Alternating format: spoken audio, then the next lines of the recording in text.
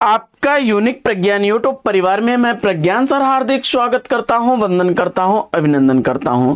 प्यारे साथियों, अगर आप टीजीटी, पीजीटी जैसी प्रोक्ता LT grade, UGC net, JRF आदि विभिन्न प्रतियोगी परीक्षाओं की तैयारी कर रहे हैं तो आपके लिए वीडियो होने वाला है काफी महत्वपूर्ण। तो आज की इस पाठचर्या को बिना समय गंवाए प्रारंभ करेंगे और देखेंगे आज की पाठचर्या में आज का पहला प्रश्न। प्रश्न संख्या 264, निम्नलिखित में से कौन 84 सिद्धों में नहीं है, इसका आपको जवाब बताना है। तो आप जानते हैं विरूपा, कड़ापा, कुकृपा ये लोग 84 सिद्धों में गिने जाते हैं, जबकि सारंगधर जो हैं यह 84 सिद्धों में नहीं है। विकल्प सी इस प्रश्न का बिल्कुल सही जवाब। अगला प्रश्न, आल्हा और उदल के चरित्र को वीर गीतात्मक काव्य रूप देने वाले कवि कौन हैं? तो आप जानते हैं परमाल रासो लिखा गया है जगनिक द्वारा, और चार्ल्स इलियट ने, जो कि उस समय फर्रुखा के तत्कालीन जिलाधीश थे, उन्होंने 1865 ईस्वी में आल्हा खंड नाम से परमाल रासो को प्रकाशित कराया। अगला प्रश्न है कि पंच पांडव चरितरास के रचयिता कौन है? तो पंच पांडव चरितरास शालभद्र सूर्य की रचना है। 1350 ईस्वी इसका रचना काल है और हिंदी का यह प्रथम ऐतिहासिक ग्रंथ है। गणपत चंद्र गुप्त जी ने शालभद्र सूर्य को हिंदी का पहला कवि माना है और इनके द्वारा लिखा गया भरतेश्वर बाहुबली रास प्रसिद्ध ग्रंथ है। इसके बाद स्वयंभू की कृति इसमें से कौन सी है? तो स्वयंभू द्वारा लिखी गई रचना इसमें पौमचर्यु है। पौमचर्यु के रचनाकार स्वयंभू हैं, जबकि पाहुण दोहा के रचनाकार मुनिराम सिंह और महापुराण के रचनाकार पुष्पदंत हैं और पद्म पुराण महर्षि व्यास द्वारा लिखा गया है। अगला प्रश्न है कि भविष्यत कहा के रचनाकार कौन है? भविष्यत कहा कृति के रचनाकार धनपाल हैं। महापुराण रचना जो है यह पुष्पदंत द्वारा लिखी गई है, देवसेन द्वारा श्रावकाचार और राम सिंह द्वारा पाहुण दोहा। अगला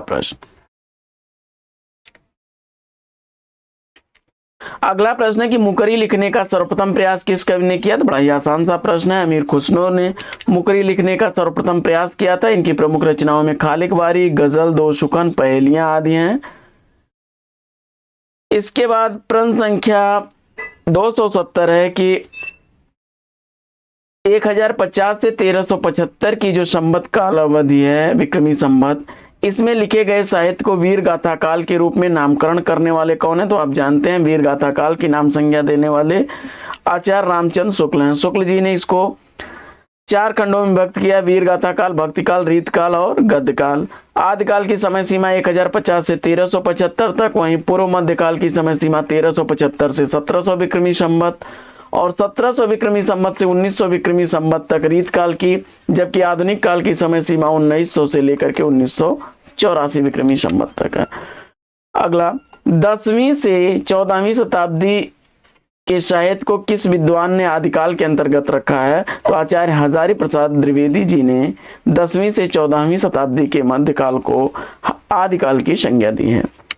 अगला प्रश्न है कि आदिकाल में किस प्रकार का साहित्य लिखा जा रहा था? तो आदिकाल में जनजीवन से हटकर राजाओं की वीरता का अतिरंजित वर्णन हो रहा था। बाकी कृष्ण भक्ति, निर्गुण उपासना ये सब नहीं है। विकल्प ए इस प्रश्न का बिल्कुल सही जवाब। अगला प्रश्न है कि अमीर खुसरो की पहेलियां तथा मुकरियों का उद्देश्य क्या है? तो अमीर खुसरो की जो पहेलियां हैं उनका मुख्य उद्देश्य है मनोरंजन के माध्यम से लोक व्यवहार की शिक्षा देना। अगला प्रश्न है कि वीर गाथा कालीन रासो काव्यों में निम्नलिखित में से किसका वर्णन नहीं है?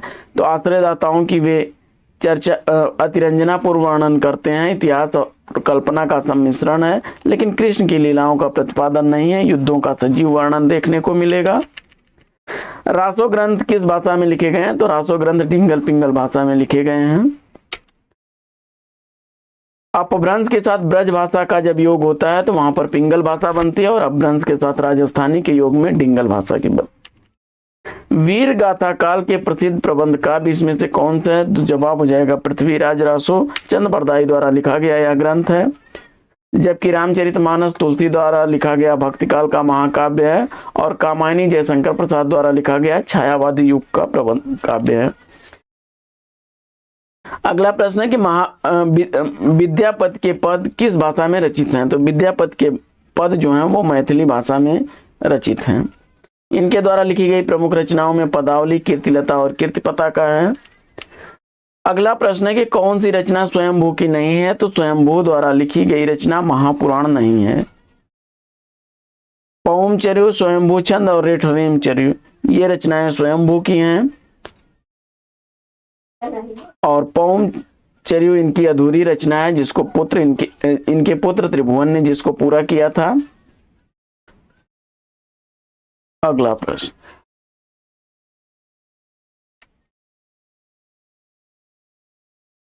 अगला प्रश्न है कि अपभ्रंश प्रभावित हिंदी रचना कौन सी है? तो जवाब हो जाएगा भरतेश्वर बाहुबली रास। विकल्प ए इस प्रश्न का राइट आंसर है। अगला प्रश्न है कि 11वीं शताब्दी में रचित लोक भाषा काव्य है। तो 11वीं शताब्दी में लिखा गया लोक भाषा काव्य ढोला मारूरा दुहा है। विकल्प डी इस प्रश्न का राइट आंसर है। अगला प्रश्न है कि गोरखनाथ के गुरु का नाम बताइए। तो गोरखनाथ के गुरु का नाम मत्स्येंद्रनाथ था। विकल्प ए इस प्रश्न का राइट आंसर है। अगला प्रश्न है कि अपभ्रंश शब्द का सबसे पहले उल्लेख किसने किया है? तो जवाब हो जाएगा विकल्प सी पतंजलि ने। अगला प्रश्न है कि सिद्धों में प्रथम कवि कौन है? तो सिद्धों में सरापा पहले कवि हैं। इनका मूल नाम राहुल भद्र था। इन्हें सरोज वज्र या सरोरूह वज्र नाम से भी जाना जाता है। अवहट में शिक्षा शब्द के लिए कौन सा रूप मिलता है? तो जवाब हो जाएगा शिक्षा।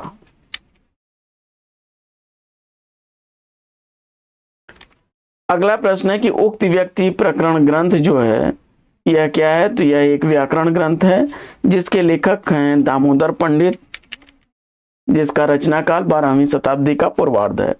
अगला प्रश्न है कि प्राकृत पैंगलम के रचयिता कौन है? तो प्राकृत पैंगलम वंशीधर की रचना है जिसके टीकाकार वंशीधर ने प्राकृत पैंगलम की टीका लिखी है और लक्ष्मीधर ने 14वीं शताब्दी के अंत में प्राकृत पैंगलम नामक ग्रंथ का संग्रह किया था और इस ग्रंथ में विद्याधर, सारंगधर, जंजल बब्बर आदि कवि की रचनाओं का संकलन है।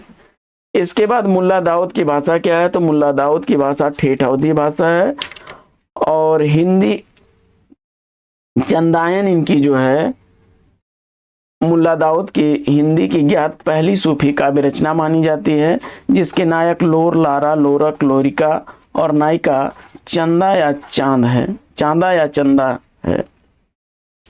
दोहा चौपाई शैली में लिखी गई यह 1369 ईस्वी की रचना है। अगला प्रश्न है कि गुरु गोरखनाथ को हिंदी के किस विशेष रूप का कवि स्वीकार किया जाता है? तो जवाब हो जाएगा पुरानी हिंदी के कवि के रूप में। गुरु गोरखनाथ को पुरानी हिंदी के कवि के रूप में स्वीकार किया जाता है। गोरखनाथ का समय 13वीं शताब्दी स्वीकार किया जाता है। इनके गुरु का नाम मत्स्येंद्रनाथ है। इनके द्वारा रचित ग्रंथ शब्दी पद, प्राण साकली, शिष्या दर्शन, नरवय बोध, सप्तावार, रोमावली, आत्मबोध, ज्ञान तिलक, ज्ञान चौतीसा, अभय मात्रा जोग, पंच मात्रा और गोरख बोध है। अगला प्रश्न है कि हिंदी साहित्य के आदिकाल को सिद्ध सामंत युग नाम दिया जाता है। तो जवाब हो जाएगा राहुल संकीर्तन। विकल्प डी इस प्रश्न का राइट आंसर है।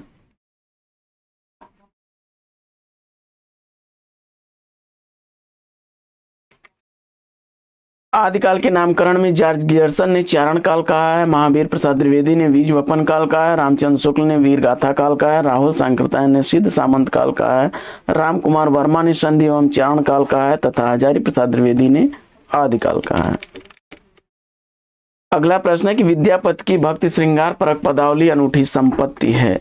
तो विद्यापति की जो भक्ति श्रृंगार परक पदावली है वह आदिकालीन साहित्य की अनूठी संपत्ति है। विकल्प डी इस प्रश्न का राइट आंसर है।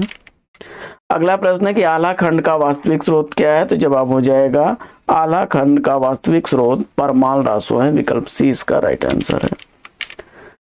और जिलाधीश फर्रुखाबाद के तत्कालीन 1865 ईस्वी में चार्ल्स इलियट ने इसको पहली बार प्रकाशित किया था और यह बरसात ऋतु में गाया जाने वाला है।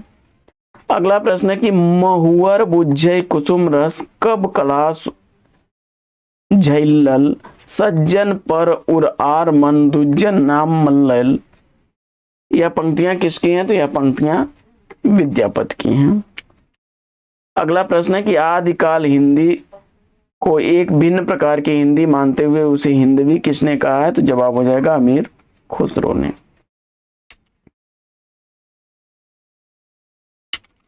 अगला प्रश्न है कि इनमें से अपभ्रंश के सर्वप्रधान कवि कौन है? तो जवाब हो जाएगा स्वयंभू, विकल्प ए इस प्रश्न का राइट आंसर है।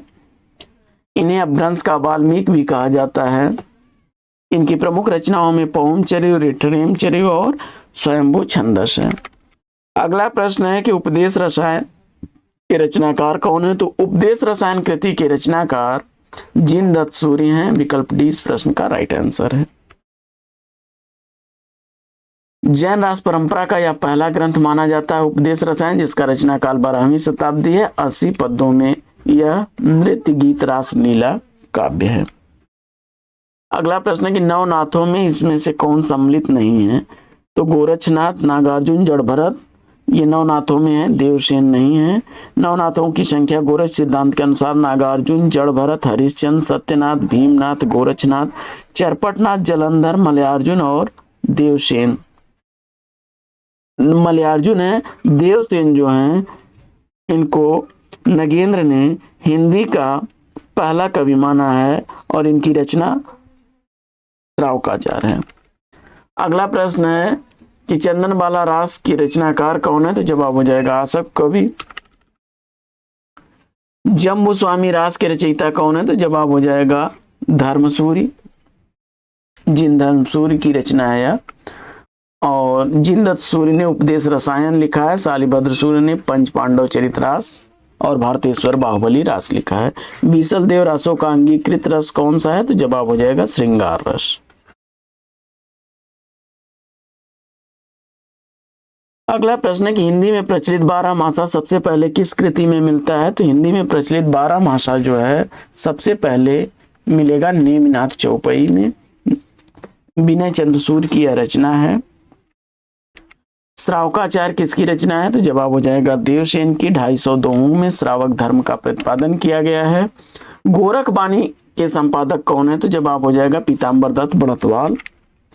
इसके बाद एक थाल मोतियन से भरा उस सबके सिर पर औंधा धरा, चारों ओर मोती फिरे, चारों ओर वह थाली फिरे, मोती उससे एक न गिरे। यह पंक्ति किसकी है? तो अमीर खुसरो की है, पहली है।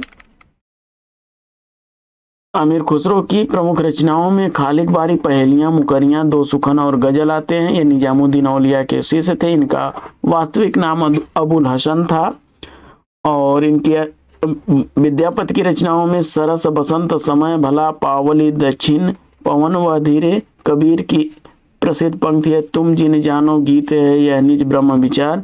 वहीं जैसी की है कि जो मुख देखा ते हंसा, सुनाते आयो आश। अगला प्रश्न है कि निम्नलिखित में से विशेषता लोक साहित्य में नहीं होती है, कौन सी विशेषता है? तो इसमें शास्त्रीयता होती है। यह विशेषता लोक साहित्य की नहीं, यह मौखिक होता है या परंपरा में प्रचलित रहता है और इसमें सहज और स्वाभाविकता होती है। अगला प्रश्न है कि स्वयंभू द्वारा लिखा गया पौमचर्य किससे संबंध है? तो पौमचर्य जो है यह एक महाकाव्य है जो 12,000 पद हैं और यह राम कथा है। विकल्प 20 का राइट आंसर है। अगला प्रश्न है कि ढोला मारू राधुआ किस क्षेत्र का लोकप्रिय काव्य है? तो जवाब हो जाएगा यह राजस्थान का लोकप्रिय काव्य है। इसके बाद जयदेव के गीत गोविंद का विशेष प्रभाव किस कवि पर माना जाता है? तो जवाब हो जाएगा विद्यापति। विकल्प ए इसका राइट आंसर है। आदिकाल में वीर रस की रचनाओं में किस शैली का प्रयोग हुआ है? तो आदिकाल में वीर रस की रचनाओं का प्रयोग हुआ है डिंगल शैली में। डिंगल शैली जो है अपभ्रंश के साथ राजस्थानी का योग होता है, जबकि पिंगल में ब्रज भाषा के साथ अपभ्रंश का प्रयोग होता है। अपभ्रंश शब्द का प्रयोग सबसे पहले कहाँ देखने को मिलता है? तो जवाब हो जाएगा राजा धारसेन द्वितीय के शिलालेखों में। इसके बाद चंद्रबरदाई की रचना इसमें से कौन सी है? तो बड़ा ही इंपॉर्टेंट प्रश्न और कई बार रिपीटेड प्रश्न है। पृथ्वीराज रासो इसका जवाब आपने बताया, बिल्कुल सही जवाब। इसके बाद नाचकेतोपाख्यान किसकी रचना है? तो जवाब हो जाएगा नाचकेतोपाख्यान रचना सदल मिश्र की है। वहीं प्रेम सागर लल्लू लाल की रचना है। रानी केतकी की कहानी इंशाअल्लाह खां की है और इतिहास तिमिर नाशक शिव प्रसाद सितारे हिंद की रचना है। अगला प्रश्न है कि सिद्ध साहित्य के अंतर्गत 84 सिद्धों की वे साहित्यिक रचनाएं आती हैं जो, तो जवाब हो जाएगा तत्कालीन लोक भाषा हिंदी में लिखी गई। विकल्प डी इस प्रश्न का राइट आंसर है। अगला प्रश्न है कि घोर अंधारे चंदमणि जिमि उज्जों करें, परम महासुख एक कणे दुरी अशेख हरे। उपयुक्त दोहे में महासुख का संबंध किस किस से है? तो जवाब इसमें आपको देना है, तो इसमें महासुख का तत्सम रूप है। महासुख जो है ब्रजयानियों का पारिभाषिक शब्द है और प्रज्ञा और योग से महासुख की दशा संभव है। विकल्प 3। तो महासुख निर्वाण प्राप्ति में बाधक है, यह कथन महासुख से संबंधित नहीं है। तो विकल्प सी इसका राइट आंसर हो जाएगा। अगला प्रश्न है कि निम्नलिखित पंक्तियों को उनके रचयिताओं के साथ सुमेलित करिए। तो फटाफट कूट मिलान कर लीजिए।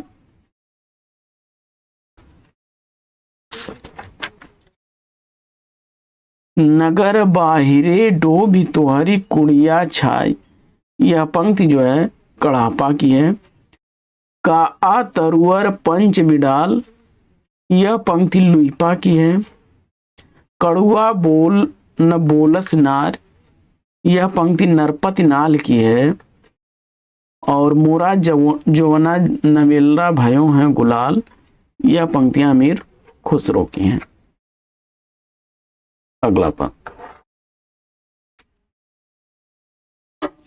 प्रश्न है कि पृथ्वीराज रासो किस काल और रचनाकार की रचना है?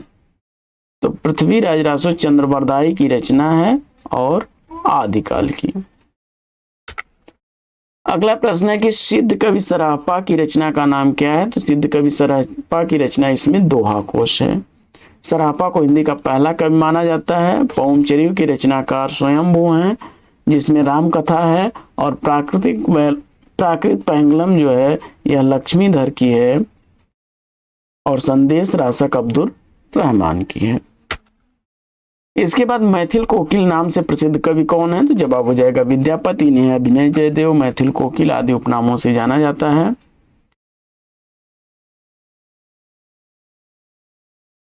अगला प्रश्न है कि सिद्ध साहित्य में सिद्धों की संख्या कितनी मानी गई है? तो सिद्ध साहित्य के अनुसार सिद्धों की संख्या 84 है। कौन सी विद्यापति की इसमें रचना नहीं है? तो इसमें विद्यापति की रचना गीत गोविंद नहीं है। गीत गोविंद के रचनाकार जयदेव हैं, जबकि कीर्तिलता कीर्तिपता का पदावली ये विद्यापति की रचना है। पद्मावत में उल्लिखित राजा रत्नसेन कहाँ के राजा थे? तो चित्तौड़ के थे। विकल्प ए इसका राइट आंसर है। और अगला प्रश्न है कि कीर्तिलता की भाषा क्या है? तो कीर्तिलता अवहट भाषा में लिखा गया ग्रंथ है, विद्यापति की रचना है। इसमें राजा कीर्ति सिंह से संबंधित प्रशस्ति परक रचना है यह। इसके बाद आदिकाल और भक्तिकाल के बीच एक स्वर्णिम कड़ी किसे कहा गया है? तो जवाब हो जाएगा विद्यापति को। विकल्प बी इसका राइट आंसर है। तो साथियों भक्तिकाल, क्षमा करें, आदिकाल यहीं पर विराम होता है और भक्तिकाल के बारे में हम लोग अब अगले वीडियो में पढ़ेंगे। तो आज की पाठचर्या में लेंगे यहीं पर विराम, फिर मिलेंगे आपसे अगले वीडियो में एक नए प्रकरण, एक नए टॉपिक, एक नए अंदाज में। तब तक के लिए लेते हैं आपसे विदा। आपका जीवन मंगलमय हो। वेस्ट विशेष बेस्ट ऑफ लक। जय हिंद साथी।